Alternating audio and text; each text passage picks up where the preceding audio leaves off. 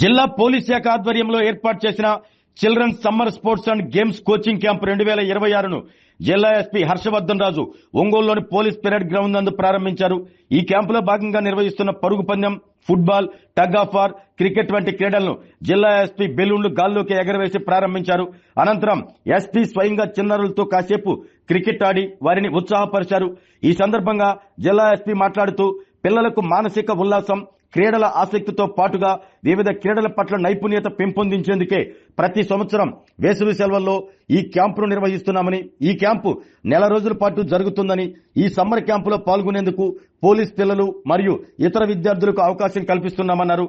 ఈ సమ్మర్ క్యాంపులో football, tug of war, shuttle, badminton, running, karate మరియు ఇతర క్రీడలు అందుబాటులో ఉన్నాయి.